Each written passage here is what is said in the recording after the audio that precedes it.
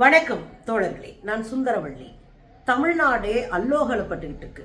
கடந்த 15 நாட்களுக்குள்ள 40க்கும் மேற்பட்ட கொலைகள், 11க்கும் மேற்பட்ட பாலியல் வல்லுறவுகள். வீதி எங்கும் மக்கள் திரண்டு போராடி கொண்டிருக்கிறார்கள். கோவையில் 9 வயது குழந்தையை பாலியல் வல்லுறவு செய்து கொலை செய்து ஒரு ஏரியில தூக்கி எறிஞ்சிட்டு போயிருக்கிறாங்க.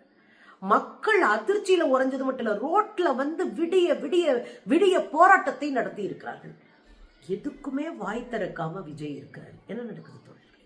விஜய் ஒரு பாதுகாவலர் மட்டும் இல்ல, ஒரு கடவுளினுடைய அவதாரம். இந்த தமிழ்நாட்டை மீட்க வந்த தேவதூதன் என்றெல்லாம் பரப்புரை பிரச்சாரத்தை செஞ்சாங்க. விஜய கண்மூடித்தனமா நம்பினாங்க. ஒரு சினிமாக்காரன் சினிமாவில் நடிக்கிறத வச்சு அவர் தனி வாழ்க்கையில அல்லது அரசியல் வாழ்க்கையில பார்க்க கூடாது என்பதற்கு விஜய் ஒரு சிறந்த உதாரணம். மேடையில் நின்று பஞ்ச் டைலாக் பேசுவாரு, பாட்டு பாடுவாரு, அப்படியே பயங்கரமா உதார் விடுவாரு.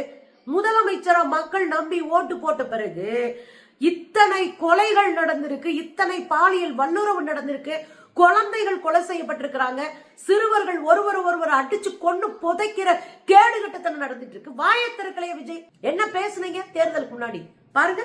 படிக்கிற ஒரு பொண்ணு டாய்லெட் வசதி சரியா இல்லாம ஒரு அவசரத்துக்கு காட்டு பக்கம் போய் ஒதுங்கினாங்களே, என்ன ஆச்சு? இந்த உலகத்தை விட்டே போயிட்டாங்க.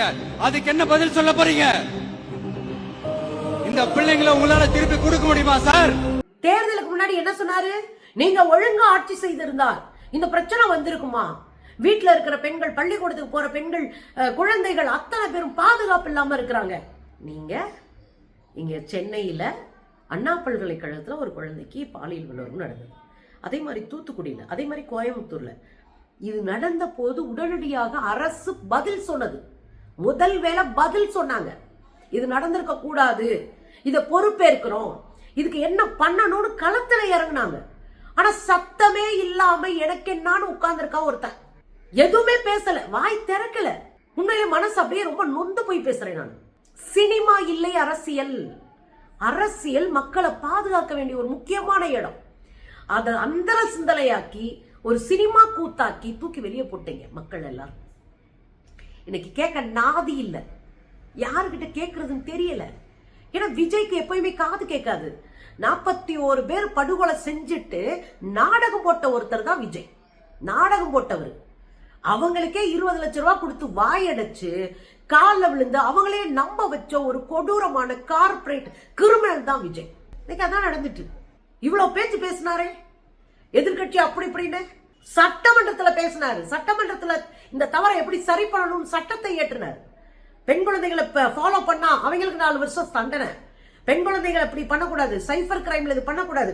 பெண் குழந்தைகளை வந்து பாலியல் அபியூஸ் பண்ணா அவனுக்கு என்ன, பாலியலா கிண்டல் பண்ணிட்டு திரும்ப கிண்டல் பண்ணான்னு வச்சுக்கோங்க, 2வது முறை அந்த குற்றச்சாட்டு மேல வந்து உள்ள போடு, ஆயுள் தண்டனை கொடு, தண்டனையை இன்னும் பல மடங்கு பெருசாக்கி சட்டமன்றத்துல ஆணை ஏற்றப்பட்டது.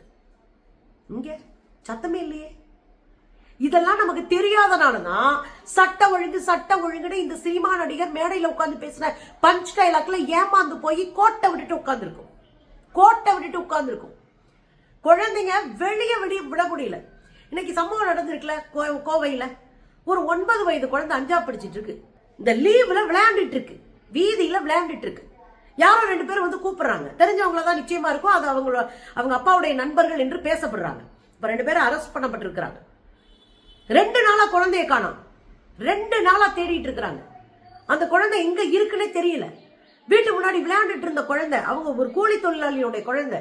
நல்லா ஞாபகம் வச்சுக்கோங்க, பணக்காரன் பொழைச்சிட்டு போயிட்டே இருப்பான், வெளிநாட்டுக்கு போயிருவான். இங்க பொழைக்க முடியலன்னா பணக்காரன் காசு இருக்கு, எங்க வேணாலும் போய் பொழைச்சுப்பான்.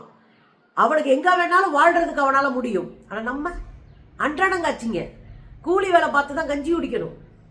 நம்ம வீட்டு பிள்ளைங்களை இடுப்புல சுமந்துக்கிட்டு நம்ம போற இடத்துல போக முடியாது. அப்ப வீட்டுல விட்டுட்டு போற குழந்தைங்க பத்திரமா இருக்கணும். ஆனா அதுக்கான சூழல் இன்றைக்கு இல்லாம போச்சு.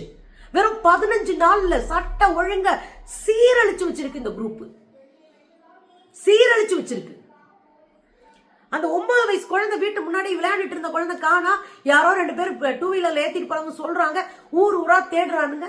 நேத்து பாத்தீங்கன்னா பக்கத்துல 12 கிலோமீட்டர்ல இருக்கிற ஒரு ஏரியில, ஒரு குளம் மாதிரி ஒரு ஏரியா, அதுக்குள்ள தூக்கி போட்டு போயிருக்காங்க கொன்னு. இந்த குழந்தை என்னங்க செஞ்சிச்சு? இந்த குழந்தைகள்லாம் சொல்லிதானே உங்களுக்கு ஓட்டு போட்டானுங்க. அம்மாக்கு அப்பா கிட்ட போய் அடம் பிடிங்க. ஒரு சாக்லேட் கேட்க அடம் பிடிக்கிற மாதிரி, பொம்மை கேட்டு அடம் பிடிக்கிற மாதிரி விஜய் அங்கிள்ன்ற ஒரு பொண்ணையை கேட்டு அடம் பிடிங்கன்னு சொன்னது நீங்க தானே. அதான பிள்ளைங்க கேட்டாங்க. அந்த பிள்ளைய பாதுகாக்க வக்கலைய மிஸ்டர் விஜய். இத்தனை பாலியல் வல்லுறவு நடந்திருக்கு. 15 நாளா அடுத்து குற்றச்செயல் நடந்துட்டு இருக்கே. வாயை திறக்கலையே. யாரு நீங்க? தமிழ்நாட்டுல பொம்மை முதலமைச்சரா இல்ல, கேவலமான கேடுகட்ட முதலமைச்சர் நீங்க. ஒட்டுமொத்த மக்களும் திரண்டு இந்த குழந்தைக்கு நியாயம் வேணும்னு கேட்கிறான். ரோட்ல உட்கார்ந்து நடுராத்திரி என்ன விடிய விடிய போராட்டம் நடந்திருக்கு பாருங்க.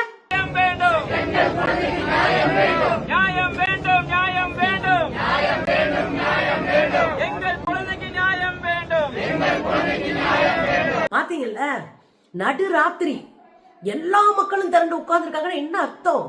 இன்னைக்கு இந்த பிள்ளைக்கு நடந்திருக்கு, நாளைக்கு நம்ம பிள்ளைக்கு நடக்க கூடாது. நம்ம தெருவில் குழந்தைங்க நிம்மதியா விளையாடணும். நம்ம குழந்தைங்க நிம்மதியான வாழ்க்கை வாழணும்.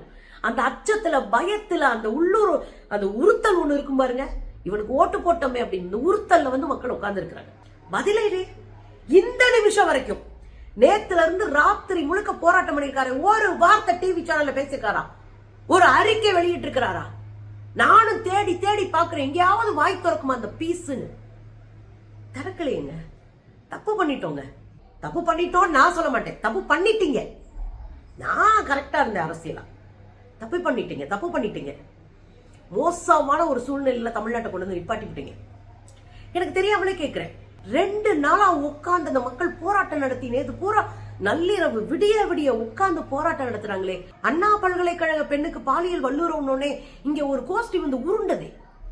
குஷ்பு, வானதி சீனிவாசன், தமிழிசை சவுந்தரராஜன், அப்புறம் நிர்மலா பெரியசாமி என்ற அதிமுக பீஸ், இதுங்கெல்லாம் எங்க போச்சுங்க? பெண்கள் தான் கேட்கணும்னு சொல்ல மாட்டேன், நான் அவ்வளவு முட்டாள்லாம் கிடையாது. இந்த சமூகத்துக்கு பொறுப்பு இருக்கு. அதை சொன்னாதான் நீங்க எங்களை மண்ணா வச்சிருந்தீங்களே.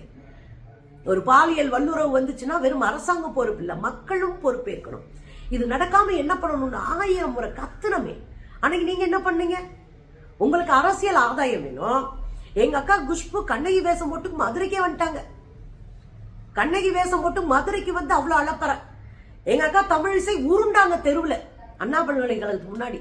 ஆனா நேர்மையா அந்த இடத்துல இன்னும் போராட்டம் நடத்தது கம்யூனிஸ்டுகள்ல இருக்கிற மாதர் சங்கங்களும் மாணவர் சங்கங்களும் இளைஞர் அமைப்புகளும் தான். இதுங்க பூரா நாடகத்தை போட்டு இன்னைக்கு வாயை திறக்கலையே. வானதி சீனிவாசன் எங்க இருக்கீங்க? நீங்க கோயம்புத்தூர் தானே. சூலூர்ல நடக்கிற ஒரு செய்தி உங்க காதுக்கு வரலையா? இல்ல டிவில நியூஸ் கூட பாக்கலையா? எங்க போச்சு உங்க வாயும் உங்க போராட்டமும்? இவ்வளவு கேடு கட்டவங்களா நீங்க இருப்பீங்க நான் நினைக்கல. அண்ணன் வந்த உடனே ராணி வீரமங்கை வேலுநாச்சி படை, அதுக்கப்புறம் விரைவு நீதிமன்றம், அஞ்சலை அம்மாள் பேர்ல விரைவு நீதிமன்றம். இந்த வெங்காயம்லாம் இருக்கட்டும்னே. உங்களுக்கு என்னன்னே, பிள்ளை குட்டியை தெருவில் விட்டுட்டு ரோட்ல நிப்பீங்க, அதை கொண்டாட ஒரு கூட்டம் உங்களுக்கு இருக்கு, காசு கோடி கணக்குல இருக்கு, நினைச்சா இருப்பீங்க, இல்லைன்னா பாதுகாப்பா எந்த நாட்டிலையும் போய் பழச்சுப்பீங்க. நாங்க சோத்துக்கு வழியில தெரிஞ்சினேன். நாங்க இங்கதானே இருக்கணும். என் பிள்ளை குட்டி எல்லாம் இங்கதானே இருக்கணும். ஒரு 9 வயசு குழந்தைய கண்ணு முன்னாடி ரேப் பண்ணி கொண்டு போட்டிருக்கான் ஒரு கூலி தொழிலாளியோட பிள்ளை. அப்படியே மனசு பதறாங்க இங்க இருக்கிற மக்கள். காதலி ஏறலேனே. உன் படை என்னாச்சு? உன் நீதிமன்றம் என்னாச்சு? உன் வாய்ச்சோடால் என்னாச்சு? அவ்வளவு வாய் கிளிய பஞ்ச் டைலாக் பேசினியே, எங்க போச்சு உன் முதுகெலும்பு? அதே ஓடுகாலித்தனம் தானே இன்னும் உங்ககிட்ட இருக்கு. ஓடி ஒளிஞ்சிட்டு தானே இருக்கீங்க இன்னமும். மக்களை ஏமாத்திட்டீங்களே. இதுக்கு இடையில இன்னொரு பெரிய பிரச்சனை. சின்ன சேலத்துக்கு முன்னாடி அதுல தன்னுடைய நிறை மாத மனைவியை கூட்டிட்டு செக்கப்புக்கு போறாரு ஒரு பையன். அவர் ஒரு கூலி தொழிலாளி. செக்கப் போனா அங்க டாக்டர் இல்ல. எங்க டாக்டர் இல்ல, அதனால போ அப்படின்னு பத்துறாங்க. நான் போய் புகார் கொடுப்பேன்னு சொல்றாரு. இதுல என்ன தப்பு? டாக்டர் இல்லைன்னா புகார் தான் கொடுப்பாங்க. ஏழை எளிய மக்கள்னா உங்களுக்கு கை கட்டி நிப்பாங்களா? புகார் கொடுத்தோன்னே அங்க இருக்கிற ஒரு காவலாளியை கூப்பிட்டா அந்த ஆளு 10 பேரை ஊர்ல இருந்து வர வச்சு அவரை போட்டு அட்டின்னு அடிச்சு மயக்க போட்டு கிடந்திருக்காருங்க.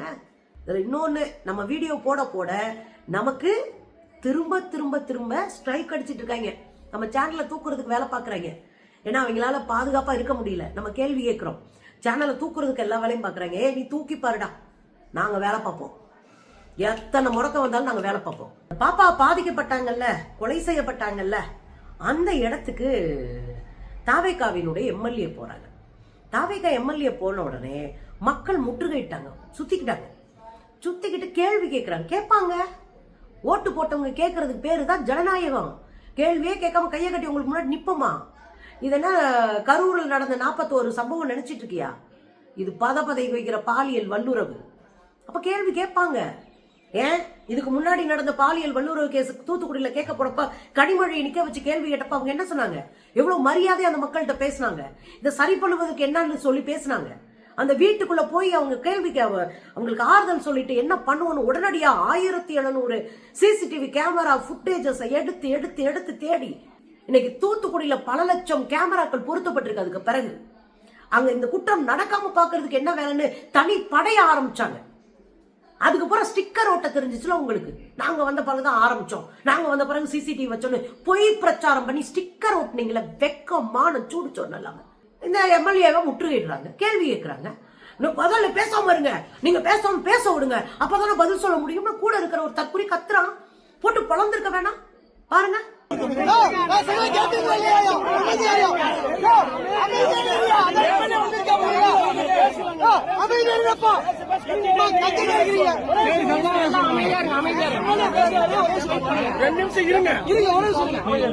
பாத்தீங்கல்ல எவ்வளவு திமுரு, எவ்வளவு தெனாவட்டு, எவ்வளவு அல்சாட்டித்தனம், எவ்வளவு பார்க்க சைக்கிளுங்க. என்ன நினைச்சுக்கிட்டானுங்க? சினிமால வர்ற மாதிரி அப்படி நெஞ்ச தூக்கிட்டு நின்னமா ஒட்டச்செறிஞ்சிருவோம். ஆட்சியான துப்பு கிடையாது, மக்களுக்கு பாதுகாப்ப வக்கு கிடையாது, முதுகலும் கிடையாது, ஒரு பிரஸ் மீட் நடத்துறதுக்கு துணிச்சல் இல்ல. நீங்க எல்லாம் பேசலாமா? மரியாதை ரிசைன்மெண்ட் ஓடுங்க.